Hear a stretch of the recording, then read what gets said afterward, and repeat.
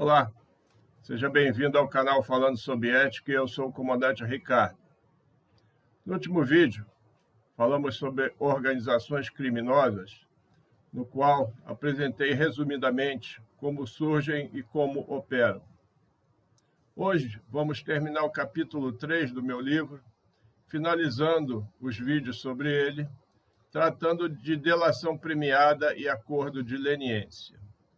Eu vou me concentrar mais em delação premiada do que acordo de leniência, porque está mais ligado à corrupção.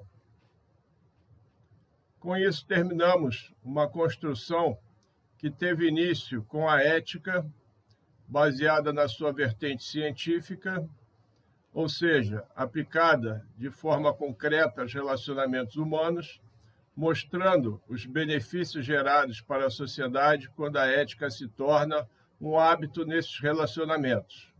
Em seguida, passamos a refletir sobre o poder e a relação das pessoas com ele, mostrando como a ética é capaz de exercer um controle sobre o poder em benefício da sociedade. Por fim, tratamos de corrupção, que é a degeneração do ser humano em muitos aspectos, quando mostramos algumas formas de atuação de corruptos e os males que suas ações causam para a sociedade e como a ética é capaz de coibir essas ações. Estou realizando uma pesquisa para o meu próximo livro que tratará de governança em gestão pública, que foi objeto da minha última pós-graduação. Nele, tratarei de como a ética pode contribuir para a melhoria da gestão pública, sendo que desta vez inverterei o processo, uma vez que produzirei os vídeos e posteriormente escreverei o livro. Então vamos ao tema de hoje. O Instituto da Delação Premiada é muito mais antigo no Brasil do que se pensa. Em minha pesquisa, identifiquei essa ferramenta nas ordenações filipinas de 1603, vigentes no Brasil colônia. Mas o formato atual é o disposto na Lei 12.850 de 2013, que trata do Instituto da Delação Premiada, muito semelhante ao que ocorre nos Estados Unidos da América e que torna célere o combate ao crime. Lá é denominado de plea bargain. No ordenamento jurídico brasileiro, atualmente, tem-se duas ferramentas que possibilitam o ataque eficaz, ou seja, aquele que resolve definitivamente o problema, as causas da corrupção fomentada por organizações criminosas, que é a delação premiada, hoje legalmente denominada colaboração com a justiça ou colaboração premiada, e o acordo de leniência, que é aplicado a empresas.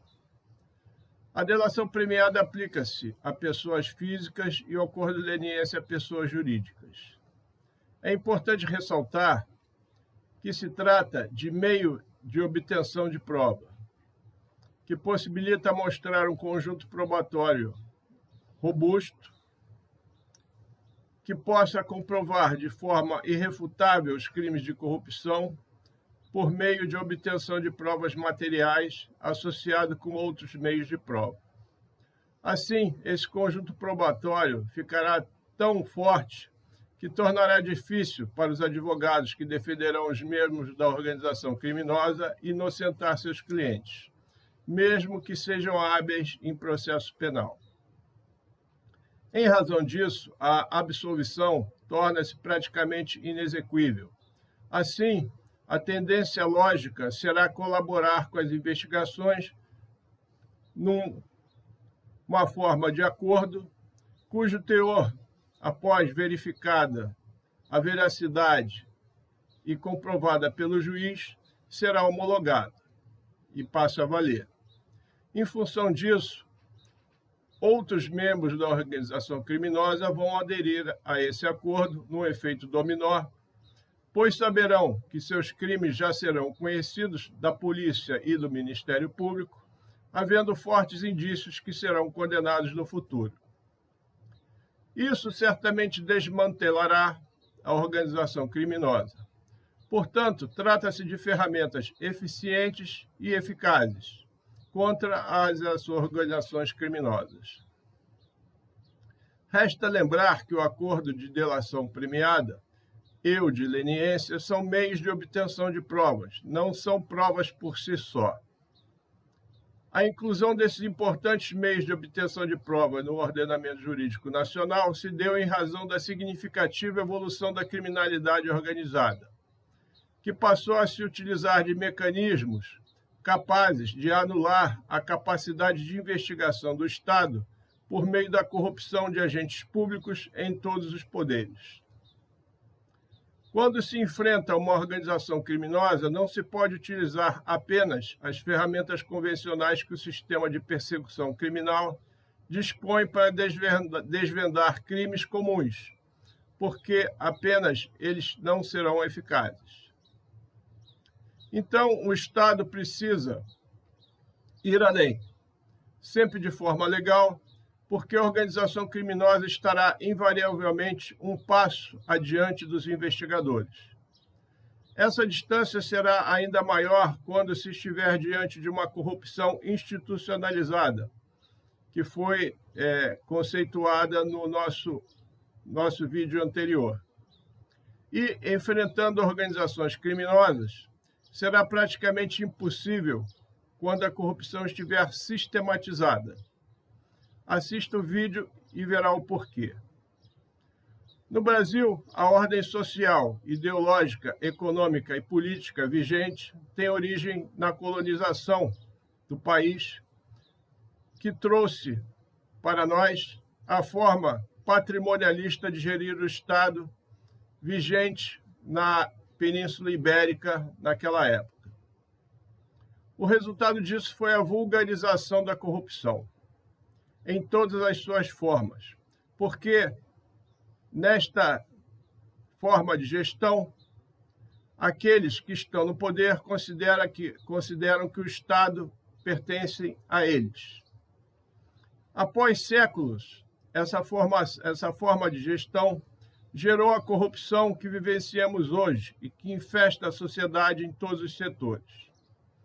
Com isso, instalaram-se no poder organizações criminosas associadas com a oligarquia dominante, que visam exclusivamente a obtenção de lucros e poder, tanto individualmente quanto para determinados grupos, em detrimento do Estado, ou seja, do povo.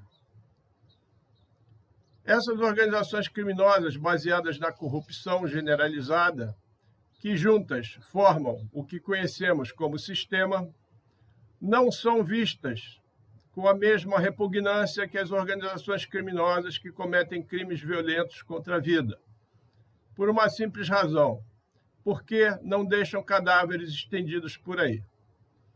Ademais, a população não percebe que os crimes cometidos por meio de corrupção causam mais mortes que os crimes violentos, pois essas mortes ocorrem indiretamente, não havendo uma relação de causa e efeito visível com a corrupção. Podemos citar exemplos: o número alto de homicídios no país, a atuação de organizações criminosas violentas ligadas ao narcotráfico, o desvio generalizado de verbas dos pagadores de tributos, o baixo nível de ensino no país, o atendimento hospitalar ruim, a falta de saneamento básico para boa parte da população, etc. Mas então fica a questão: por que o indivíduo opta por firmar um acordo de delação premiada? Mesmo quando se abandona a ética e se deixa dominar pelas paixões negativas, uma pessoa não se livra do medo, porque o medo faz parte da natureza humana. O medo de ser pego trava uma constante batalha com a coragem de cometer crimes. Lembremos de Cesare Beccaria, no seu livro Dos Delitos e das Penas, que eu sempre cito, no qual ele afirma que não é o tamanho da pena que inibe o crime, e sim a certeza da punição, mesmo que a pena seja pequena. Com isso, podemos concluir que será a impunidade que incentiva o cometimento de crimes. Impunidade é o que não falta no país atualmente. Então, a coragem de cometer crimes é alimentada por vários fatores. No caso da corrupção, os fatores que alimentam essa coragem estão relacionados com o poder gerado pelo oferimento de lucros, o poder gerado pelo cargo que se tem, o poder gerado pelo manto do sigilo provido pela organização criminosa e por vários outros fatores que, reunidos, significam uma coisa só. Como eu disse, a impunidade. A organização criminosa é composta de elos que formam uma corrente e que promove a sua fortaleza pelo seu conjunto. O acordo de delação premiada rompe esse conjunto por meio da quebra de um desses elos e a fortaleza se desfaz. E o acordo de leniência com a pessoa jurídica completa esse trabalho com informações de posse dessa pessoa jurídica, ou seja, de uma empresa, que uma pessoa física não poderia ter. Quando a investigação policial consegue reunir indícios suficientes contra um membro da organização criminosa, este, premido pelo medo, começará a fazer uma análise de custo-benefício. Num determinado momento, combinado com um determinado cenário, que faça com que seu medo adquira dimensões não suportáveis para ele, fará com que esse elo da organização se torne frágil. A autopreservação fará com que ele opte por realizar um acordo de delação premiada para se precaver tanto das consequências que advirão do Estado quanto da sua própria organização. Então, esse elo se quebra e o indivíduo celebra um acordo de delação premiada, confessando os seus crimes, devolvendo recursos desviados, apontando a participação de outros membros da organização, bem como fornecendo provas materiais dessa participação, dele e de outros. Mas esse acordo só será homologado pelo juiz após serem verificadas todas as provas por ele fornecidas. O simples fato de apontar outros indivíduos e fornecer provas não é suficiente para que seja feita uma homologação. Essas provas têm que ser comprovadas pela polícia e pelo Ministério Público. O benefício que esse indivíduo obterá será proporcional às provas que ele é capaz de fornecer. Isso permitirá que o Estado conheça o interior da organização criminosa, que antes não conhecia, com detalhes. Haverá o temor de a organização criminosa voltar-se contra esse membro, e então caberá ao Estado prover a sua segurança e de seus familiares.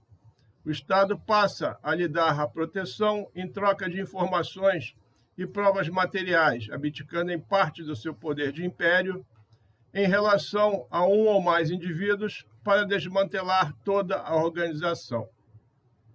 A colaboração premiada é a denominação legal dada a essa delação premiada por meio da Lei 12.850 de 2013. Esta lei foi atualizada e ampliada pela Lei 13.964 de 2019. Então, estabeleceu-se o conceito de delação premiada, os mecanismos legais e os procedimentos para a realização desse acordo. Tecnicamente, para o direito, trata-se de um negócio jurídico processual, meio de obtenção de prova, que pressupõe a utilidade e o interesse público. É uma importante, eficiente e eficaz ferramenta de combate às organizações criminosas, por meio da quebra de um dos princípios basilares dessas organizações, que é a lei do silêncio. Esta lei do silêncio é derivada da omertà, utilizada pelas organizações mafiosas italianas.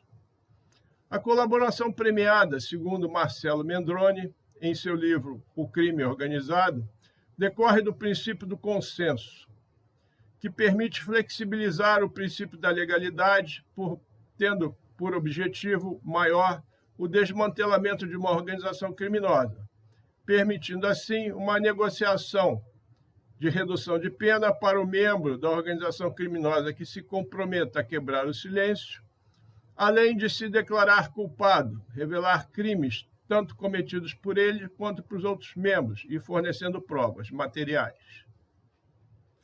Essas provas materiais deverão ser analisadas e confirmadas pela polícia e Ministério Público e, em seguida, submetidas ao juiz, para que sejam homologadas, para só então produzirem seus efeitos processuais.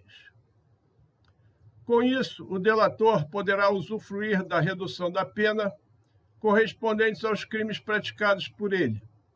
Dependendo da gravidade desses crimes, poderá ter a redução do tempo a cumprir em regime fechado, cumprir uma prisão domiciliar, a combinação dessas duas modalidades, ou apenas uma pena de restrição de liberdade com meio de tornozeleira eletrônica.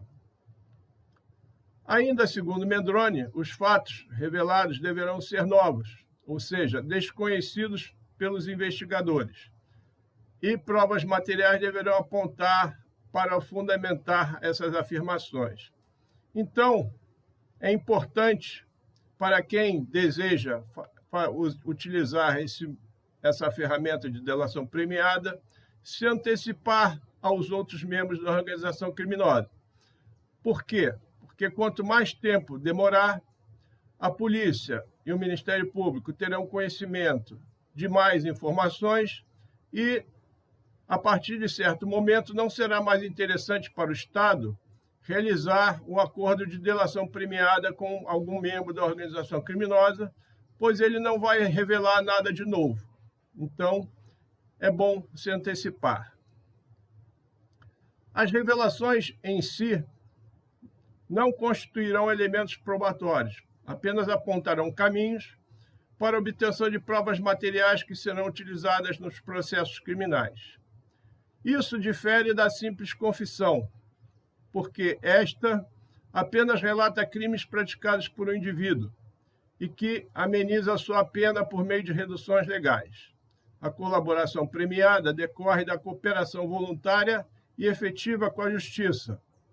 Voluntária porque o criminoso deve tomar a iniciativa de colaborar, e efetiva porque propiciará a persecução criminal de forma eficiente e eficaz. A colaboração premiada faz com que se obtenha provas essenciais sobre a estrutura da organização criminosa, seu funcionamento, seus componentes, o caminho do dinheiro, seus contatos nos governos, fornecendo documentos, etc. O acordo homologado dependerá do volume e relevância das informações fornecidas pelo colaborador. Com base no tema da ética discutido no primeiro capítulo do meu livro, pode-se formular a pergunta: existe ética na delação premiada? Essa é uma questão importante, porque até pouco tempo atrás, esse importante meio de prova não era utilizado devido ao fato de a sociedade não o aceitar. Tratava-se de uma postura moral, em razão do fato de ser a delação considerada traição, daí a reprovação moral pela sociedade. Entretanto, com a evolução social e a verificação dos males provocados por uma organização criminosa, a sociedade adotou uma visão utilitarista, que faz mudar de postura.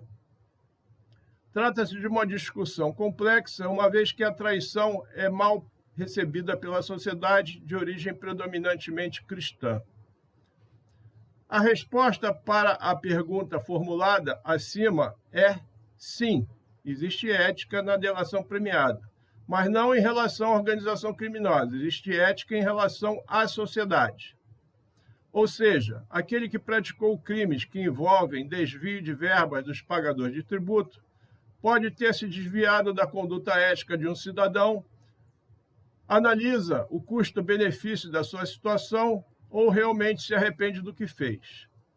No primeiro caso, é meramente um cálculo, uma vez que verificou que o Estado já está de posse de todas as provas materiais necessárias à sua condenação.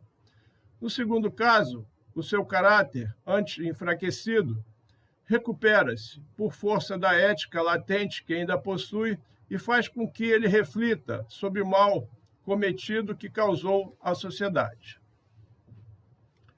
Isso fará com que ele venha ajudar o Estado e, assim, reparar o seu erro, contribuindo em troca de alguma benesse com o desvendamento da mecânica da organização a que pertence. O resultado será o desmantelamento da organização criminosa e a persecução penal dos seus membros. Desta forma, receberá uma pena mais branda que, após cumprida, o reabilitará como cidadão. Apenas este indivíduo indivíduo, com o tempo e com suas atitudes positivas, provar para a sociedade que retomou o seu caráter que havia abandonado e que, após quitar sua dívida com a sociedade, será um novo cidadão. Bom, para finalizar, deixo aqui uma pergunta para reflexão. Se a delação premiada é tão eficiente e eficaz, por que essas ferramentas, cuja eficiência e eficácia estão devidamente comprovadas, foram duramente atacadas judicialmente, tendo como consequência a anulação de processos e a colocação de corruptos em liberdade? Uma resposta para esta questão é simples. Trata-se de uma ferramenta jurídica que é capaz de possibilitar o desmanche de uma organização criminosa e, o mais importante, de chegar até o comando da organização onde quer que ele esteja. Então, eu deixo essa questão aí para a reflexão. Bem, por hora, era isso que eu queria transmitir para você que me prestigia com a sua atenção nesta manhã de domingo. Aproveito a oportunidade para agradecer as mais de 350 visualizações nos últimos 33 vídeos que eu publiquei. Deixo aqui meu muito obrigado. Se gostou desse conteúdo, deixe o seu gostei e, se desejar, comente, compartilhe, faça perguntas e inscreva-se nesse canal. Até o próximo domingo, quando iniciaremos uma nova fase com o foco em gestão e governança, adicionando, eventualmente, algum tema relacionado ao pensamento conservador, mas sempre unindo os temas que eu vou tratar com a ética, porque o nosso canal é falando sobre ética. Assim, o tema no próximo domingo será Ética, Política e Sociedade. Este é o canal falando sobre ética e eu sou o comandante Ricardo. Aguardo você. Até lá.